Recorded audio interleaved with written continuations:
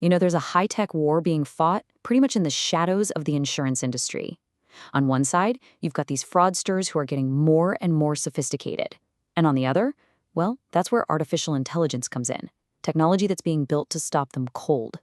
This is a story about huge amounts of money, really clever criminals, and the new tech that's completely changing the game. All right, so why should any of this matter to you? Because honestly, this isn't some distant problem for a big corporation. It actually has a direct impact that hits you right in the wallet. Yeah, you heard that right. Industry data shows that the cost of all this fraud just gets passed down to, well, to everyone. It can add up to $700 to an average family's insurance bills every single year. It's basically a hidden tax we're all paying for somebody else's crime. And if you think that's bad, wait till you zoom out. The Coalition Against Insurance Fraud figures the total cost is at least $80 billion a year. That's billion with a B. And that doesn't even count the $30 billion from workers' comp fraud. The scale of this is it's staggering. So where is all this money going? How is this even happening? Well, it's not just one thing. Fraudsters are incredibly creative, you have to give them that, and their tactics are changing all the time. And this is where it gets kind of wild. The variety of these schemes is incredible. You've got everything from organized crime rings that stage car accidents to corrupt agents who just pocket your premium money. And then you have these ghost brokers who sell completely fake insurance policies online. You think you're covered, but when something actually happens, you're left with nothing. Now, for decades, insurers have had ways to fight back, but the game has changed. The criminals are getting smarter, they're getting faster, and those old methods, they just can't keep up anymore. Think about the old way of doing things. It was always reactive. It was always after the fact.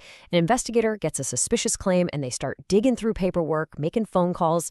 I mean, it's a whole process built for a much slower, less connected world than the one we live in today. And here's the fundamental problem with that. Manual investigations are painfully slow, and the old computer systems they used, they were based on a fixed set of rules. The fraudsters just learn the rules and figure out how to get around them. And trying to analyze old data from past cases, well, that doesn't really help you spot a brand new type of scam that just popped up last week.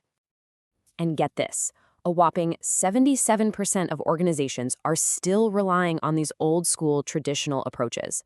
Only about a quarter of them are actually using modern digital tools. That is a huge gap, and it leaves the door wide open for fraud. So you can see the issue, right? If the old playbook is totally failing, what's next? I mean, how are you supposed to fight a problem that's constantly changing its shape? Well, the answer, as you might have guessed, is AI. And not just any AI. We're talking about a new kind of artificial intelligence that isn't just following a list of rules, it's actually learning. This is where generative AI, or Gen AI, steps in. Its superpower, really, is its ability to create new, totally realistic information. So in this case, it can generate synthetic fraud data. Think of it like a training simulator for the AI. It can learn from thousands of fake but very plausible scam scenarios, which gets it ready for real-world threats it hasn't even seen yet. It all builds on itself, kind of like a pyramid. It starts at the bottom with generating that synthetic data we just talked about. That makes the AI smarter, which lets it move up a level to proactively simulate and even anticipate new fraud schemes. And then, at the very top, it can learn to spot deepfakes, those AI-manipulated photos and videos, by catching tiny digital details a human eye would completely miss. Okay, so that's the what. But what about the how? How does this AI actually outsmart the fraudsters in the real world? Let's look at the toolkit here. First up is pattern recognition. The AI can sift through millions of claims to find tiny little anomalies that a person would never catch.